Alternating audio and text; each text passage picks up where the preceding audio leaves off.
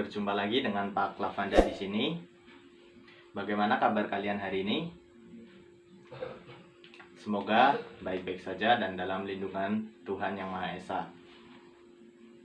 Pak Guru di sini akan menyampaikan materi cedera dan cara penanggulangannya. Sebelum masuk ke materi, Pak Guru akan menjelaskan tujuan dari pembelajaran kali ini, yaitu yang pertama,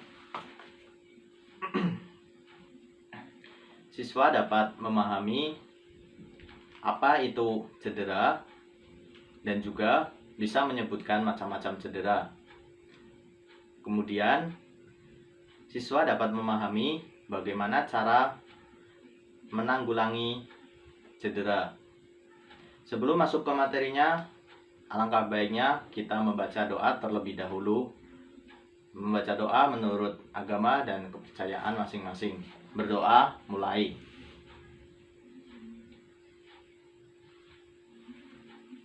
Berdoa selesai. Langsung saja masuk ke materinya, yaitu cedera dan cara penanggulangannya. Yang pertama, apa itu cedera?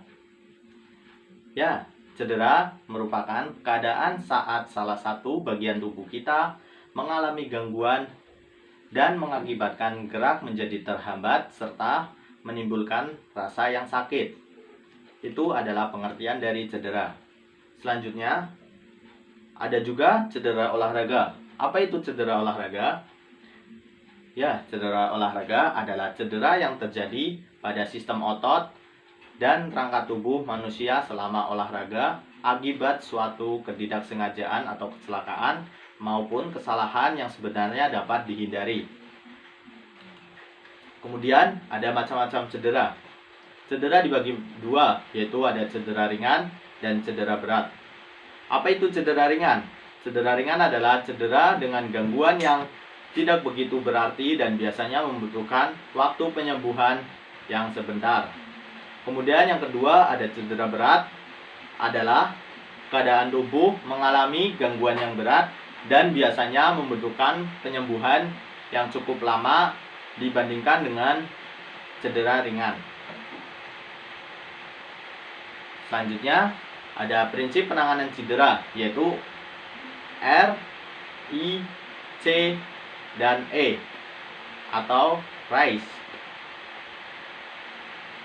Yang pertama, R atau rest dalam bahasa Inggrisnya bisa diartikan sebagai istirahat.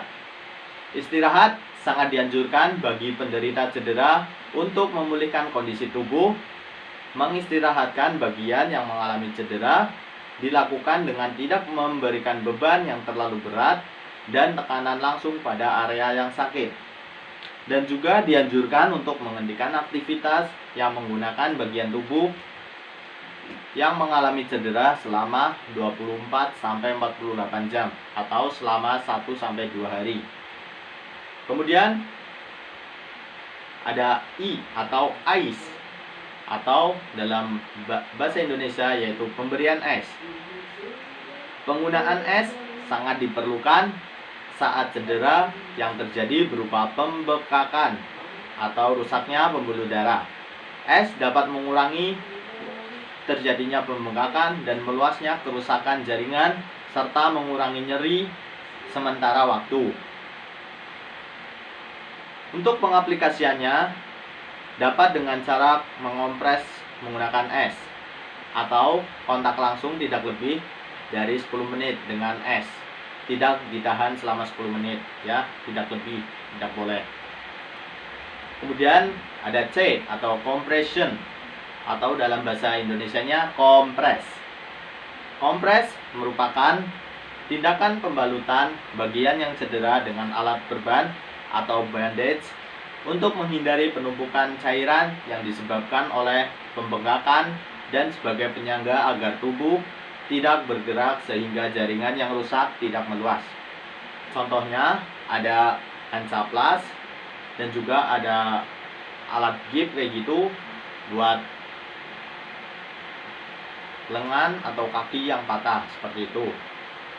Kemudian ada E atau elevation atau dalam bahasa Indonesianya adalah elevasi.